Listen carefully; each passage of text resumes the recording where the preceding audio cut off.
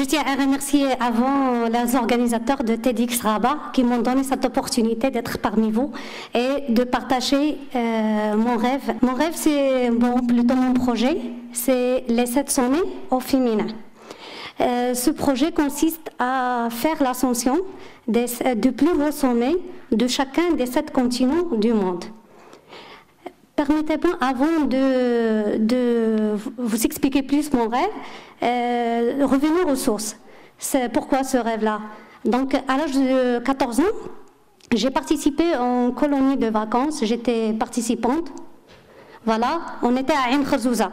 Peut-être la majorité connaissent Ain Kharzouza. Alors, on descendait à pied de Ain Kharzouza à Azro. C'était pas pour le plaisir, mais parce que l'association n'avait pas les moyens pour nous transporter en minibus, c'est tout.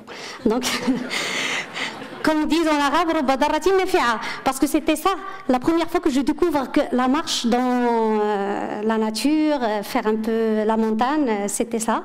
Et après, à l'âge de 18 ans, j'étais moi aussi, je me suis engagée comme animatrice de colonie de vacances, et on faisait de même pour les enfants. Toujours même association, donc toujours pas le même problème. Donc on faisait de même, on fait descendre les enfants 8 km à pied de Ain Kharzouza à Azro. Mais c'est vraiment magnifique, il faut le faire un jour. À l'âge de 21 ans, alors j'ai participé à une école internationale pour jeunes astronomes. C'était à Marrakech. Donc c'est ça où j'ai trouvé ma passion de faire de l'astronomie. Donc nous avons créé une association pour vulgariser l'astronomie. Je suis toujours animatrice à l'observatoire de Rabat, donc si quelqu'un veut faire de l'observation. Et puis on faisait des animations pour les enfants, des ateliers pour le grand public, pour vulgariser un peu l'astronomie. Quand j'étais aussi au Canada, je faisais un peu l'animation pour le grand public avec le club d'astronomie de Montréal. Donc je peux dire que le fait de vouloir marcher dans la nature et aussi avec la passion d'aller vers le ciel, d'aller voir les étoiles, peut-être c'est ça qui m'a inspiré d'aller vers les sommets du Maroc. Donc j'ai commencé par le Toubkal, le plus haut sommet du Maroc, 4167 mètres. J'étais impressionnée par la marche dans la montagne, j'étais vraiment éblouie par la nature et surtout par le ciel, le soir, vraiment limpide, pas de parasites lumineux. Donc j'ai commencé à voir vers les autres sommets. Donc j'ai fait le Megoun, j'ai fait presque tous les sommets de Maroc, Serwa, Sarrou, Bouiblan, Jbel Qra, Jbel Ayashi. Donc beaucoup de sommets qui me donnent l'opportunité d'aller à l'intérieur du Maroc, voir plutôt le vrai Maroc et aussi de faire ma passion qui est de faire l'ascension. C'est pour ça que j'ai voulu partager ce plaisir-là avec d'autres personnes. Donc j'ai créé l'association Delta Évasion. Donc c'est une association qui a pour but de promouvoir l'écotourisme au Maroc.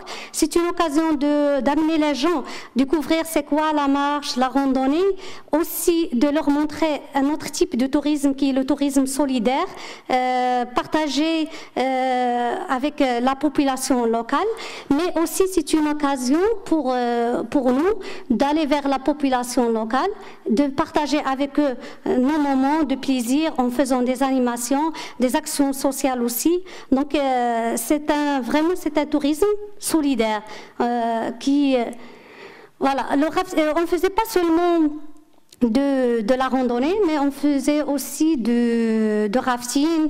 C'est un sport que je trouve très intéressant, qui nous permet de voir mieux la nature parce qu'on part dans la rivière, et aussi de travailler en équipe. C'est un team building, aussi de prendre les risques, de savoir comment gérer les situations et aussi de savoir être un peu souple, pas seulement physiquement mais aussi mentalement, et surtout c'est le travail d'équipe qui est très intéressant. Donc je peux dire que si je relis tout ce chemin-là, c'est pour arriver à mon rêve. Donc le rêve consiste à Mais avant de passer au rêve, j'ai voulu dire aussi qu'il y a deux risques. Voilà, c'est très important. Parce que la semaine dernière, quand on a été à la randonnée de Jbel Ayashi, il y avait des intempéries. Et vraiment, on était dans la rivière. Voilà, je vous montre, c'est Agoudim. Agoudim, c'est vrai de Tounfit, la région de Midelt. Et là, on marchait dans la rivière, et puis tout d'un coup, il y avait l'orage et tout ça. Et voilà, il y avait la rivière des intempéries qui ont ravaché presque la moitié de récolte de ces personnes-là. Donc vraiment, il y avait des dégâts surtout matériels. Donc, je ne dis pas ça pour vous faire peur de la randonnée, non, pas du tout. Mais c'est pour vous montrer qu'il faut être bien encadré. Parce que le guide local, c'est très important. Il faut partir en expédition, bon, pour les hauts sommets, mais aussi ici, il faut partir en compagnie des personnes. Et donc, je reviens à mon rêve, c'est celui de faire le record féminin mondial en faisant les 8 sommets en 8 mois. Pourquoi les 8 sommets? Je vais vous expliquer après. Donc, je voudrais être la première femme marocaine et arabe qui va faire cet exploit. Et surtout, ici, le drapeau du Maroc. Merci. Mais c'est surtout ici, le drapeau du Maroc serait les plus hauts sommets du monde. Je voudrais relier mon projet à une cause, c'est aider à développer l'écotourisme au Maroc. Donc, pour vous dire un peu c'est quoi les 7 sommets, c'est imaginé par Frank Messner et Richard Bass. Et il y a 25 ans, ils ont choisi le plus haut sommet de chacun des 7 continents. Donc, il y a 2 listes qui se sont établies suivant la limitation géographique géopolitique. Il y a le sommet de Carstens de Kosciuszko en Australie et celui le pyramide de Carstens en Indonésie. C'est pour ça que j'ai dit les 8, parce qu'il y a 2 listes. Si on combine les 2, ça va faire 8 sommets. Donc, pour rentrer dans les 2 listes, il faut faire les 8.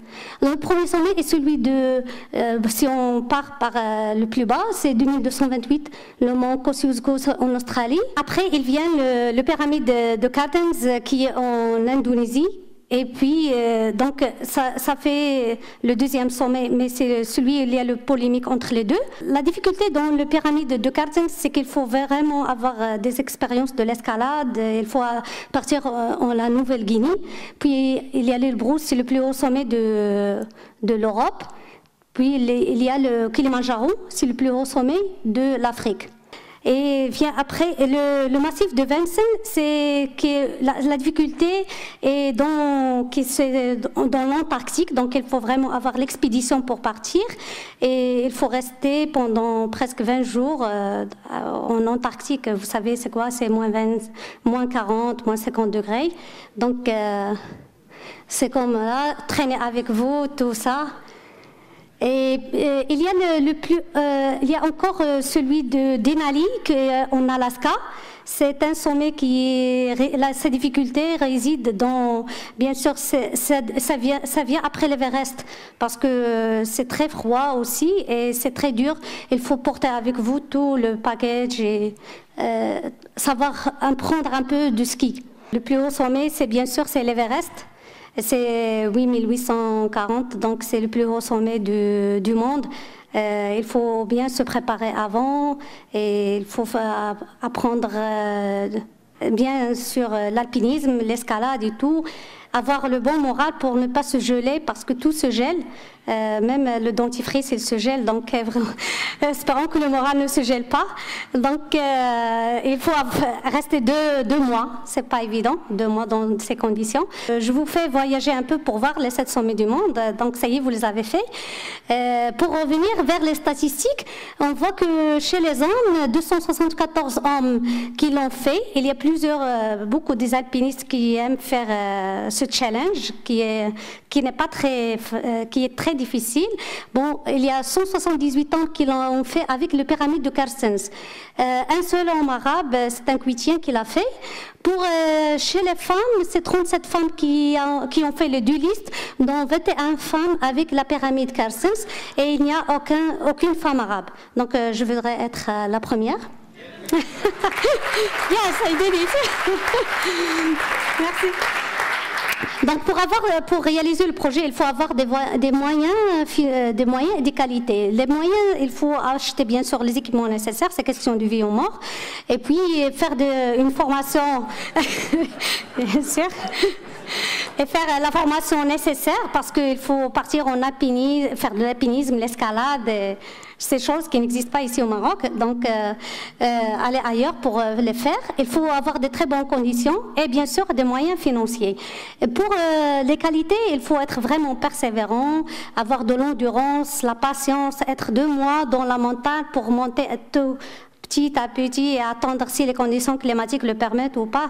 Tout ça, il demande de la patience et aussi l'acharnement et le dépassement de soi. Il faut aller au-delà de tes limites. Parfois, tu dis que ça y est, je vais m'arrêter là, mais au fond de toi, il y a beaucoup d'énergie que tu peux l'engager. Si tu vois le sommet, alors ça y est, tu cours.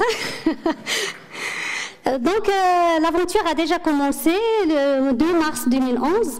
Je suis partie en Afrique, en Tanzanie, le berceau de l'humanité, Kilimanjaro.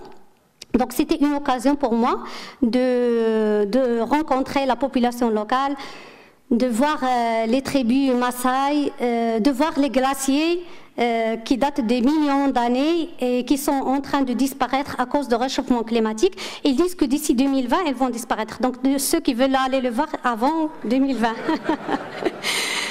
Et puis, de hisser le drapeau de Maroc sur le plus haut sommet de l'Afrique. Merci. J'espère faire de même pour les autres sommets qui restent. Priez pour moi. Et donc, je crois que chacun de vous a un rêve, n'est-ce pas? Non? Donc, pour moi, ce qui reste à faire, voilà. Donc, je crois que il reste encore d'autres sommets.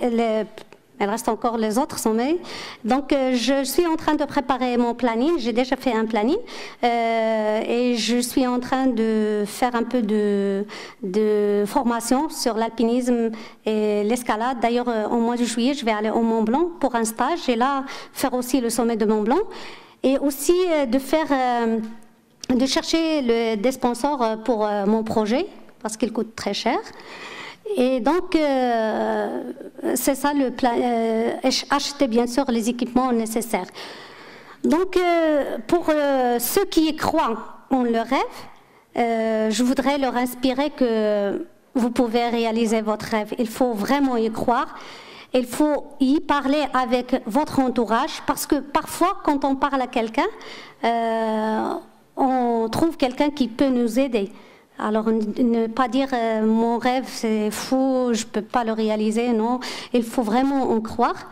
Et aussi, il faut commencer à chercher, à trouver les moyens nécessaires. Et comme on dit, quand on rêve tout seul, ce n'est qu'un rêve, mais quand on rêve à plusieurs, c'est déjà une réalité. Je vous remercie.